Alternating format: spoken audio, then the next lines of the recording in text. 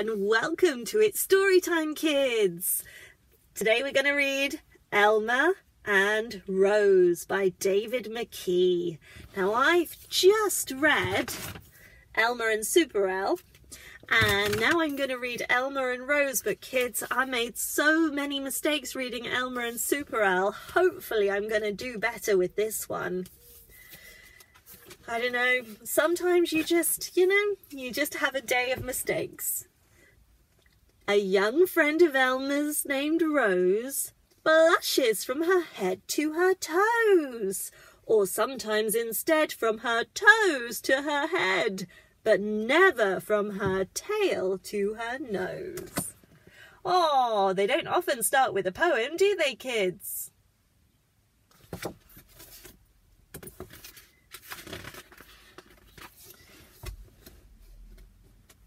Elmer the patchwork elephant was with his cousin Wilbur. They were looking at the herd of elephants. "Jolly fellows," smiled Wilbur, "but not exactly unique." "They're all unique," said Elmer, "just not as different as us. Imagine a herd like you and me."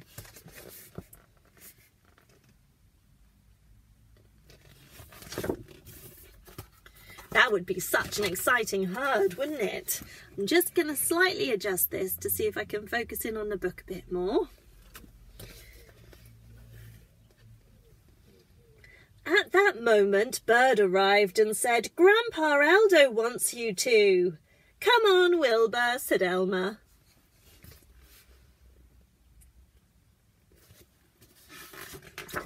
Wonder what Grandpa Eldo wants.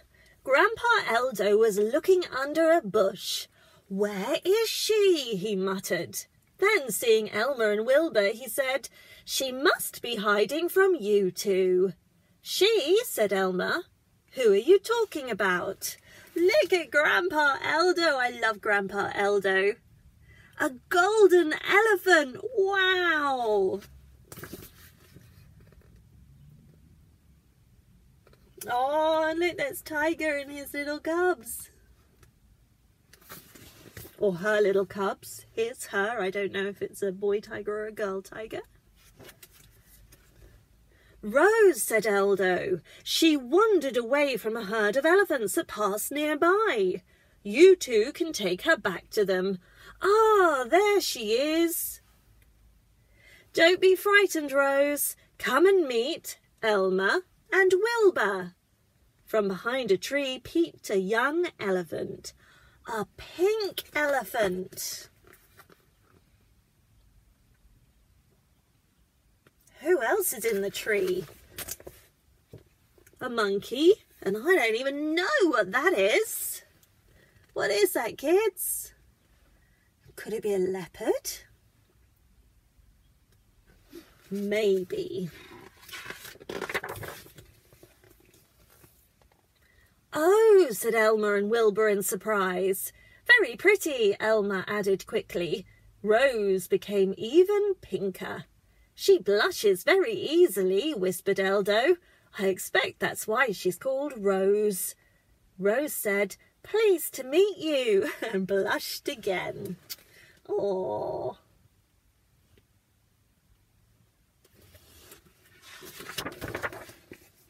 "You'll find the tracks of the herd by the lake. Just follow them," said Eldo. "You'll go faster than I would. Goodbye, Rose."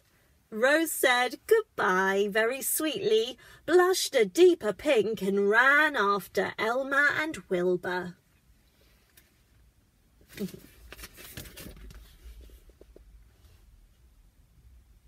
Oh, look, that's that Elmer-coloured snake again. And a little tortoise.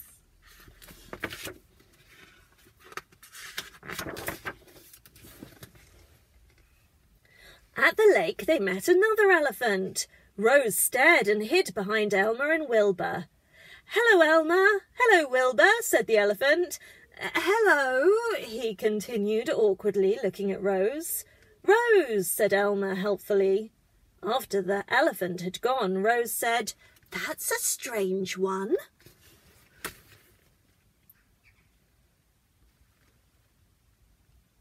I wonder why she thought he was a strange one.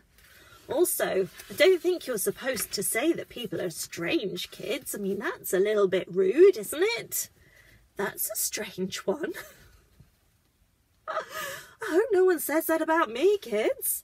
Every so often, to make the journey more fun, they raced each other.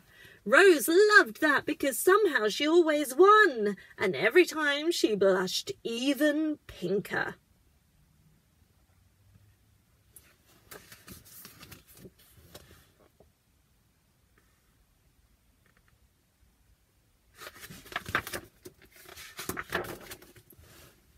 Between races, Wilbur played tricks with his voice. He made his voice roar from behind a rock and shout from a treetop.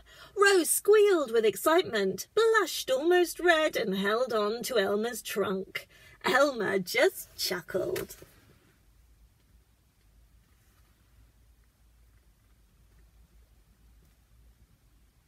Mind you, kids, I sit here in my car reading storybooks in a car park, and people walk past and they look in, and I think they probably are thinking to themselves, that's a strange one.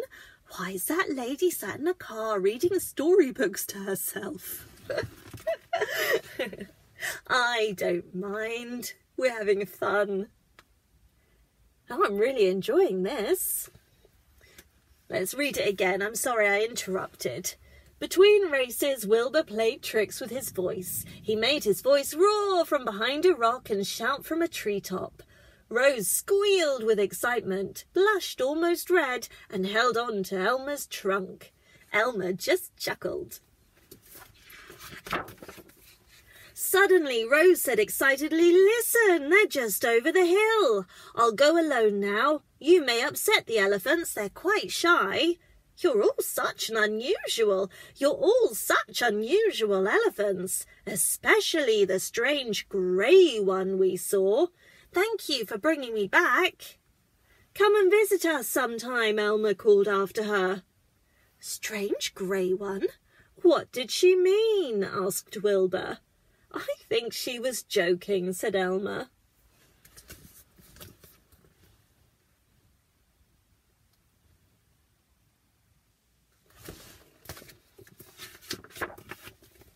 From the hill they watched Rose safely join the herd. She wasn't joking, said Elmer. No wonder she found the grey elephant strange. The elephants in Rose's herd were all pink. Pink. Oh. Going home, Elmer and Wilbur were met by Eldo. You knew about the pink elephants, didn't you, Grandpa Eldo? Said Elmer. Yes, I wanted you to see them, said Eldo. Rose was nice, said Wilbur. I thought she was unique, and she thought the grey elephant was unique. They're probably all nice, unique or not, said Elmer. Wilbur grinned. Remember what you said, Elmer? Imagine a herd like one of us. Especially like you, Elmer, laughed Eldo. Elmer smiled and said nothing.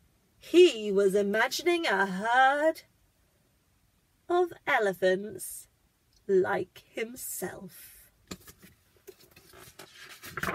And there it is, kids. You don't need to imagine. Amazing David McKee's done it for us. Oh, that's lovely. That's a wonderful story. Elmer and Rose by David McKee. You know, the world is just full of people and things that are different to what you're used to. And you don't know what you don't know. And until you meet people that are different from you, you often just think everybody is just the same as you are, but they're not. Everyone's different. The world is full of amazing and interesting and wonderful things. That was nice that Elmer got to meet Rose and got to meet he didn't meet them, but he got to see a whole herd of pink elephants. Aww, Elmer and Rose by David McKee. I hope you enjoyed that one, kids. I really did. Sorry for the additional commentary. I think it's because the sun's shining and it's springtime and I'm just feeling a little more chatty than usual. But thank you for joining me for this book, and I will read some more tomorrow. You take care now, kids. Bye.